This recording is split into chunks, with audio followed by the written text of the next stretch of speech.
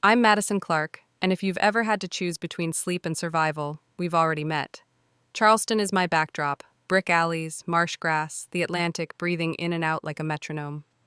My parents ran a dusty little repair shop where old furniture came to confess and left absolved. I learned two things there: how to sand a scar out of oak, and how to work until your lungs forget what rest feels like. After college, I did my time in corporate retail: fluorescent lights, quarterly targets, smiles that never touched the eyes. 4 years later, I stepped out with nothing but a stubborn heart and $8,000. I rented a narrow storefront off King Street, hung a hand-painted sign that said Clark and Comby Home Boutique, and promised the floorboards I'd make it worth their creak. The next 3 years were a grindstone: 16 hours a day. Breakfast was coffee, dinner was peanut butter on a spoon. I talked to every customer like they were a chapter I needed to read twice. I courted local makers, bartered for display tables, learned to fix a credit card reader with a paperclip and a prayer. The shop began to warm. One lamp at a time, one pillow, one reclaimed maple desk that smelled like old classrooms and second chances. Then the call, a crackle of backdraft over the phone. Our family shop, my parents', had gone up in an electrical fire. By the time I reached it, the damage was done. Smoke stitched the sky to the street. Loss expands the room it's in. It pushed the walls back so far I could barely see the edges of my life. We sold the lot, settled the insurance, divided what was left, $90,000 apiece between me and my younger sister, Lauren. I shoved mine straight into the boutique: new inventory, rent cushion, upgraded POS. I told myself investment was devotion and devotion was grief put to work. Lauren, she floated, always had. The sweeter half of us, the one teachers hugged a little longer at dismissal. She met a guy named Derek Monroe at an amateur baseball tournament. He had the kind of smile that tells you he's rehearsed in the mirror. 6 months later, they were married under a gazebo draped in fairy lights, and I stood in a navy dress that didn't fit right, trying to place the bad taste in my mouth. At the reception, Derek let his gaze rake the party like he owned the guest list. When someone asked about my shop, he gave me a pat-on-the-head grin. "Cute concept," he said, "but the real money is in real estate flips and options. Furniture is nostalgia, not growth." America loves a man who talks like he's already won. He knew that. He wore it like cologne. After the wedding, Lauren's sentences shortened. She checked his eyes before answering mine. She answered fewer calls, then none. Holidays were maybe, then can't. I sent her photos of new displays. She heart-reacted, but never asked about the numbers. The boutique, though, she bloomed. A profile in a local magazine. A weekend line out the door for a pop-up with a black-owned candle brand from Savannah. Then a lender who believed in the way I believed. We mapped out an expansion.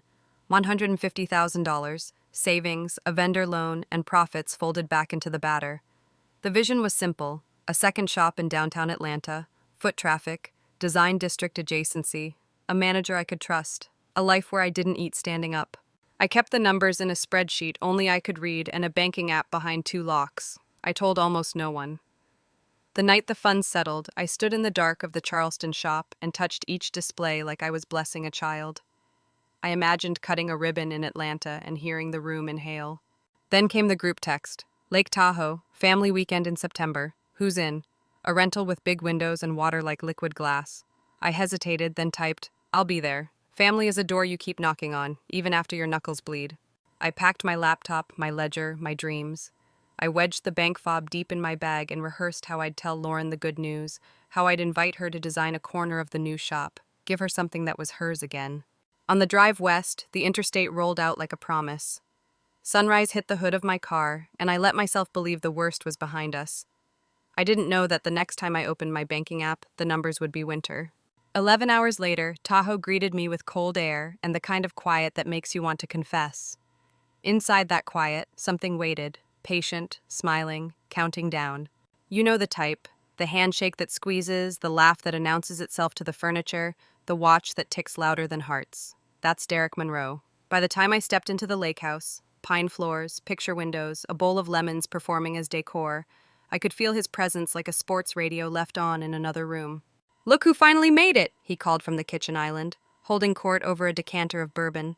"Madison the mogul, how's the, what do you call it, boutique?" He made the last word sound like tricycle.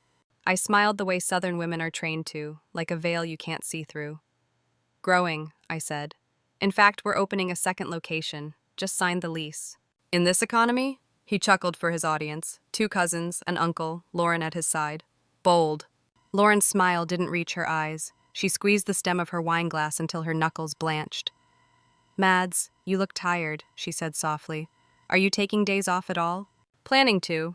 I touched her elbow and she flinched like I was hot. Derek noticed. He notices everything that belongs to him. Dinner was pulled pork and coleslaw, playlists from the early 2000s, stories we'd told so often they'd turned myth. Derek steered conversations like a pontoon boat. Market timing is everything. When you understand cash flow, you don't work. Money works for you. He said it like a benediction, and people nodded because confidence can hypnotize a room. After, I slipped upstairs to answer emails. When I opened my bedroom door, a scent lifted, something citrusy that wasn't mine.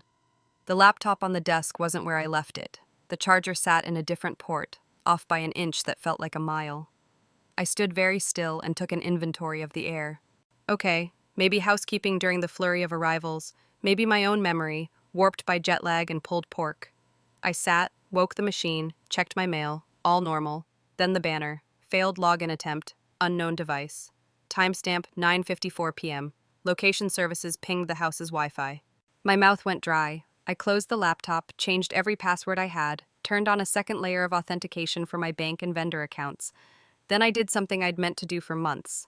I activated the security suite Tyler had bullied me into buying, a grim little program that takes a photo with the webcam when someone tries to log in, logs keystrokes on failed attempts, and records access history.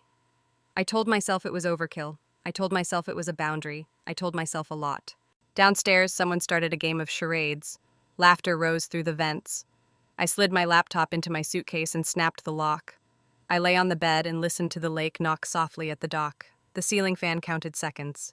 This is where I tell you I marched down and confronted my brother-in-law. I didn't. We are trained, some of us, by politeness and fear and family to wait for proof even when our bones are already screaming. I texted Tyler instead. Heads up, weird login flag. I locked everything. Keep an eye on vendor account. He shot back a thumbs up and a will do, boss. I put the phone face down. I dreamed in numbers. In my sleep, the $150,000 became a school of fish that scattered as a shadow passed overhead. Morning came fast and mean. Coffee, bacon, the lake, rude in its beauty. Derek in gym shorts, stretching like a man about to conquer a mountain. Run with me? He asked, smirking. Could be good for your stress. I'm good, I said. My phone vibrated on the counter. Tyler, I answered. Hey, Ty, Madison. His voice was a wire-pulled taut. Our vendor payment bounced. The bank says insufficient funds. A beat. The room blurred, then sharpened so much it hurt. That's not possible, I said, already walking, already opening the bank app with fingers that didn't feel like mine.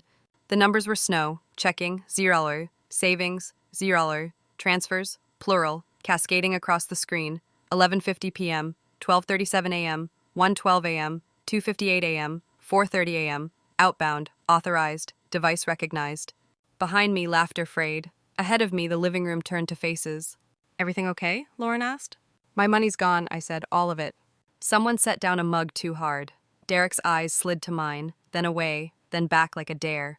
I watched his jaw flex. In that tiny movement, I felt something click into place like a deadbolt. America teaches you to fight for your dream.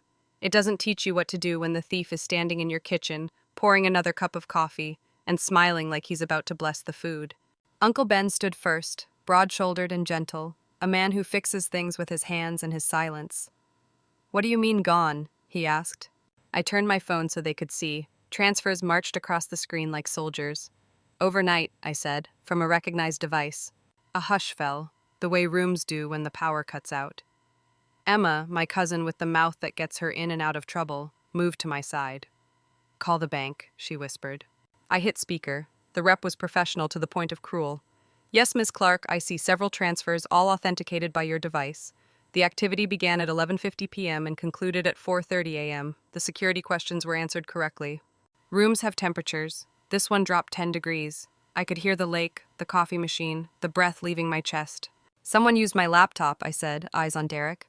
Were you in my room last night? Lauren stiffened. Are you accusing my husband? I'm asking a question. Derek leaned on the island like it was a witness stand he owned. Madison, when you run a hobby, it's easy to miss a zero. Maybe your partner screwed up. He smiled, white, empty. It happens. Then you won't mind showing us your accounts, I said. If you're doing as well as you say. A flicker, almost nothing. But I've built a life on reading grain and wood. I don't have to prove anything to you, he said. And if you were innocent, I said, stepping closer, you'd be the loudest person in this room right now. Lauren's hands were shaking. She wouldn't look at me. Derek tightened his arm around her waist, possession dressed up as affection. Uncle Ben cleared his throat. Nobody's leaving, he said, calm as a storm wall. Not until we figure this out. Derek laughed. You can't hold us. This isn't a trial, it's brunch. I reached for my bag. Then you won't mind what happens next. He moved faster than I expected, fingers toward my wrist, toward my phone. Ben stepped between us, one clean, practiced motion. Emma pulled me back. Somewhere a mug shattered. The lake glittered like it was entertained. Lauren found her voice small and wrecked. Derek, tell me you didn't. He didn't look at her. We needed it more than she did. The sentence fell like a body. The room erupted. Shouts, gasps, Aunt Carol's hand flying to her chest. My heart slowed down so it could hear. I tapped the app I'd installed last night. Security suite, activity log, snapshots, black and white, taken by the webcam. 12:02 a.m. A man in low light, the line of his jaw familiar. 12:03, his fingers on keys. 12:06, a screen reflected in eyes that were very clearly Derek's. I felt the white-hot relief of a parachute opening. Before I could speak, the front door detonated against the wall. Police! Two voices barked in a harmony that made my bones stand up straight. Two officers in uniform. One woman in plain clothes, badge flashed. She looked like someone who sleeps well and lifts heavy. I'm Detective Serena Holt with the Tahoe substation, she said. We received an urgent fraud alert from your bank's cybersecurity team tied to this address and Ms. Madison Clarke's accounts. Everyone stay where you are. Derek turned gray. This is a misunderstanding, he said, palms up like a teacher had asked for them. Detective Holt was not collecting palms. Mr. Monroe, we'll get there. Ms. Clarke? She nodded to me. I placed my phone on the island. Security app, I said, thumb steady. It logs failed login attempts, captures images, notes IP addresses. My laptop was used at 12:02 a.m. Here are the photos, and the bank says the device was recognized. Holt scanned. Her face didn't change. Officers, she said, please detain Mr. Monroe. The sound of cuffs is smaller than television makes it, but more final. Derek surged once, a fish on a line. Ben's hand hovered like he wanted, very badly, to do more than hover. As they turned him, Derek craned toward Lauren. You think you're safe? He spat. You're nothing without me. Lauren's breath hitched, but her voice landed true. Then it'll be easy to be better than nothing, she said. I'm done. Detective Holt met my eyes. With this much documentation, your bank's fraud division will likely recover most of the funds. We'll coordinate directly. More importantly, he won't be hurting anyone else for a while. For a second, I swayed. Emma's hand pressed my spine. The lake outside kept glittering like none of this mattered because to the water it didn't. But to me, to us, it was a fault line sealing shut. You think the moment you say enough will be a shout. Sometimes it's a whisper with steel in it. Sometimes it's a woman in a lake house kitchen, handing her phone to a detective and watching a man's mask finally crack. Paperwork is its own battlefield. If you've never fought there, thank your God. Detective Holt walked me through statements and incident numbers, a cadence built to slow your breathing. The bank called back before lunch. The fraud division had frozen a portion mid-transfer. A digital tug-of-war. My $150,000 looked like a lifeboat spotted from a helicopter, some of it already drifting out to sea, some of it still within reach. Lauren stood at the window, arms wrapped around herself, as if her bones were the only thing keeping her upright. I didn't know, she whispered to the glass. I swear I didn't know. I wanted to make it easy. I wanted to make it true. But easy is a liar. I chose true. When did you stop being able to say no to him? I asked. Her mouth trembled. Somewhere between the first time he told me I was lucky to have him and the day I started believing him. We packed in a silence that whistled. Derek shouted from somewhere, then the sound thickened to doors and gravel and a patrol car carving a line down the drive. Uncle Ben brought me coffee the way he did when I was 12 and heartbroken. Black, strong, handed over without advice. You did right, he said. Even if it feels like you set a match to family, sometimes you gotta burn what's rotten to save the house. The next weeks were a spreadsheet of dread. Statements, affidavits, coordinated calls with Holt's unit and the bank's cyber team, conference rooms that smelled like old carpet and cold ambition. Tyler ran the Charleston shop like a captain with a gunnel to lean on. We're okay, he told me. We're bruised, not broken. Customers refused refunds, asked how they could help, brought cookies we couldn't afford to eat. I cried in the back room once into the box of fabric samples. Then a ping, 96% recovered, the rest stolen too clean to trace, but covered by the bank's protection policy. It wasn't everything, but it was everything I needed to exhale. I sent one text. We open in Atlanta on schedule. Tyler replied with fireworks and the prayer hands that look like high fives. Lauren moved into my spare room with 2 suitcases and a look on her face like a house post-storm. Roof gone, foundation intact. She sat on my couch, ankles tucked under, and watched the impeachment of her own life. Little things surfaced. The credit cards he'd opened in her name. The friends she'd stopped calling because they made her feel like a mirror. The way she'd stopped buying yellow, her favorite color, because he said it made her look try-hard cheerful. Sign with legal aid, I said. We'll find you an attorney who knows what to do with a man like that. She nodded, hands in her sleeves. I want to go back to school, she said.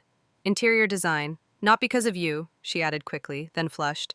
I mean, maybe because I miss liking things. Then we'll tour programs, I said. We'll make a spreadsheet. We'll color code. At night, I wrote the Atlanta opening plan like it was a love letter.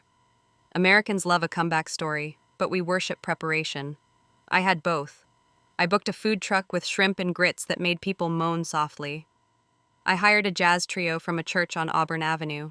I worked with a muralist who painted sunbursts behind the register. Yellow, obviously. The court date came fast and slow. Holt texted me the plea. Fraud, coercion, identity theft. He took it. He would be gone for a while.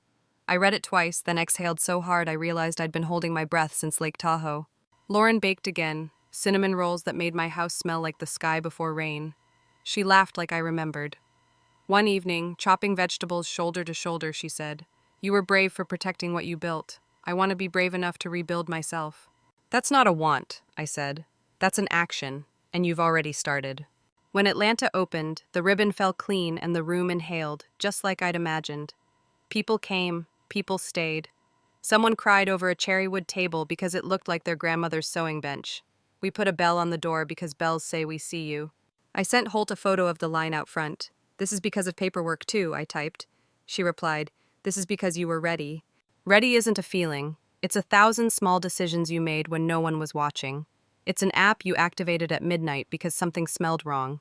It's the spine you grow while someone is telling you he's the only thing holding you up. Summer returned us to Tahoe, not for a reunion but a reclamation.